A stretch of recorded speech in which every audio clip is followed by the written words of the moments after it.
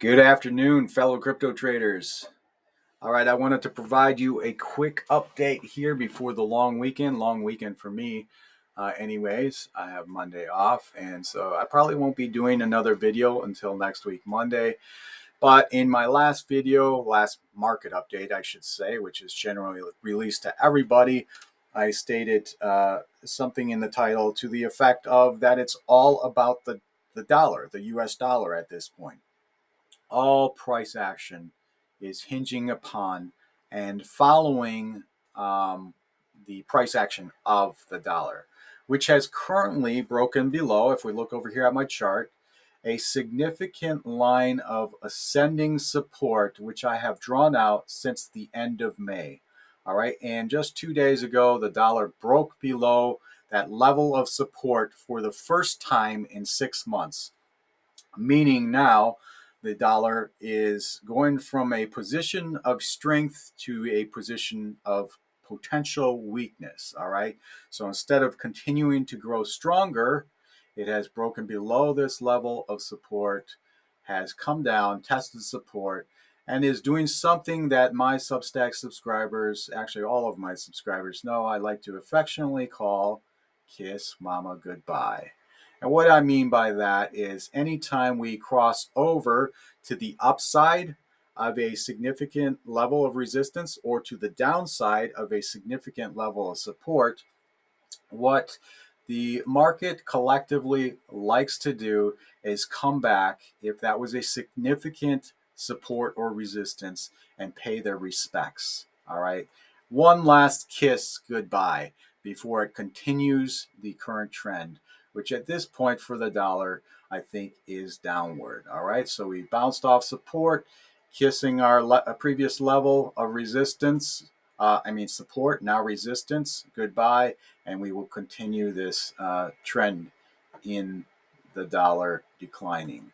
All right, so what does this mean for the rest of the market? The broader market, of course, leads Bitcoin, and Bitcoin and Ethereum lead the altcoins. All right, so we have kind of like a trail: dollar indexes, Bitcoin and Ethereum, and altcoins. There's four trains on this track right now.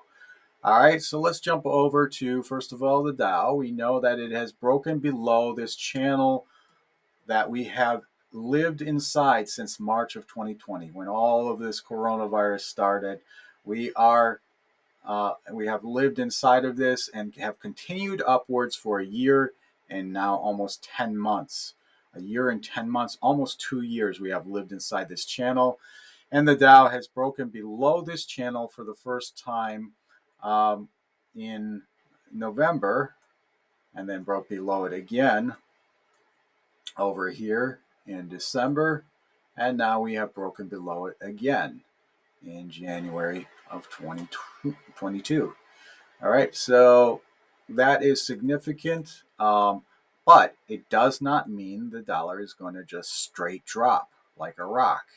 I don't think that's going to happen, especially with the dollar dropping as well.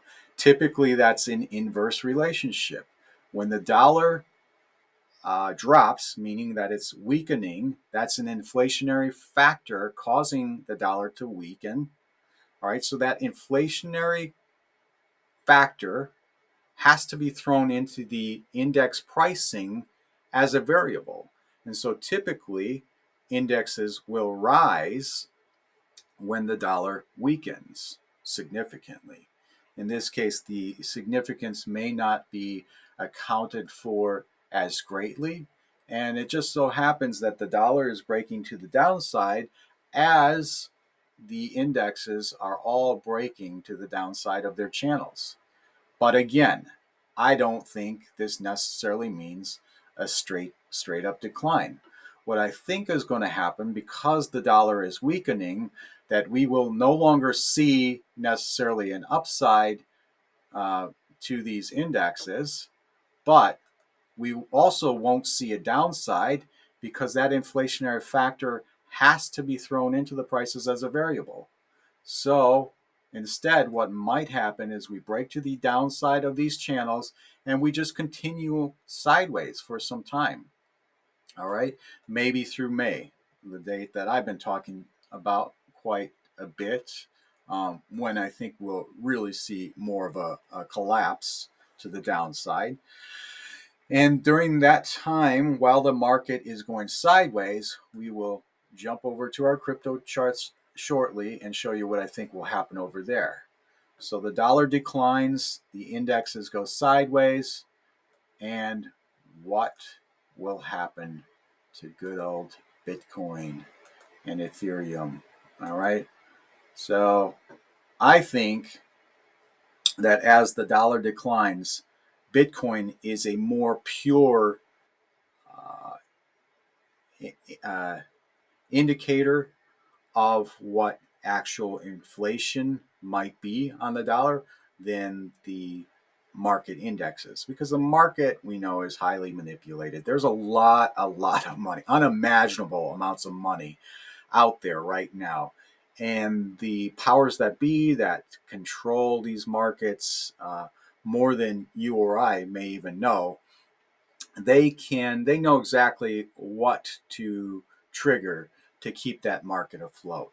So while the dollar was rising, the markets, the indexes remained in their channels, and they also were rising, which is kind of not typically what happens. When the dollar strengthens, that has a deflationary impact on indexes. When the dollar weakens, that has an inflationary impact on indexes. And we're seeing almost a correlative effect. It seems that way, though that's not actually, it just so happens that that's all happening together. But I think what we will see while the indexes go sideways, while they traject sideways in a sideways wave like pattern, we will see Bitcoin and our crypto markets go up as they truly factor in the prices of inflation from a declining dollar. All right.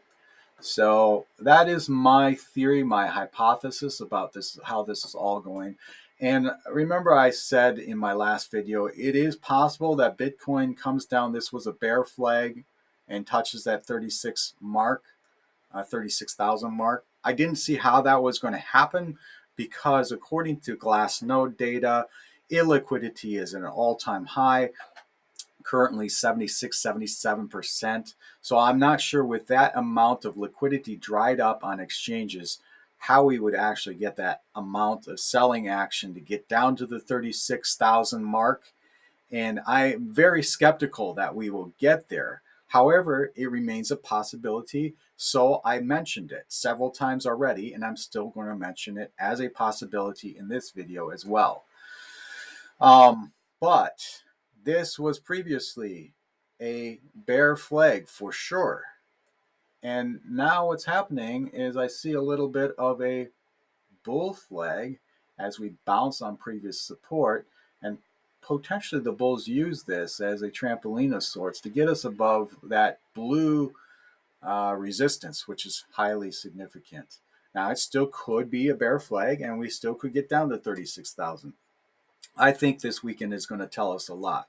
However, that being said, we're drawing very close to a bottom here in this crypto drawback space, guys. This drawback that we've been experiencing both in Bitcoin and Ethereum and also the altcoin market, it's coming closely to a close. I mean, coming shortly to a close. I think we're very close to the bottom.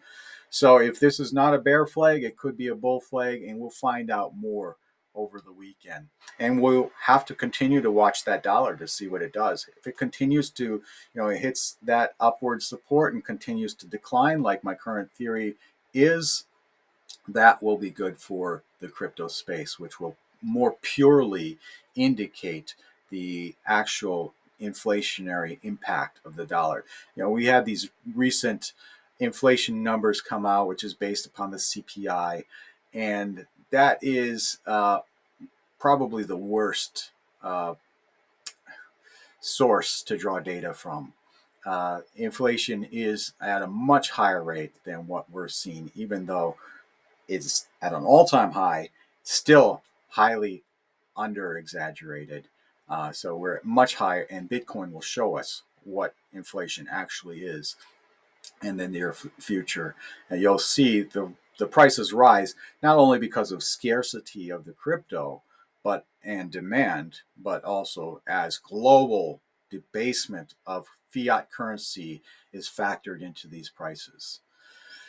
All right. Anything more I need to say? Probably not. It's 10 minutes already, and I've rambled on enough. I'm looking at the same thing here on Ethereum. What was or still could be a bear flag also has the potential of being a bull flag as we've come up, hit our heads on resistance, and now are sitting on significant level of support. That is the VP VR, and that will provide some support there. And so, again, for these bears to take us down, there's got to be a lot of volume. I don't have the volume placed up here right now, but there has to be a lot of volume in this market, like, up what we're seeing over here for the bears to take us down. Otherwise, I think this bear flag, former bear flag, could be turned into a bull flag, and these bulls will take us above that significant area of resistance, and we continue a new bullish trend into this year. All right. Hopefully that helps you guys. I don't have much more to say. You guys have a great weekend, and I'll catch you on the next video.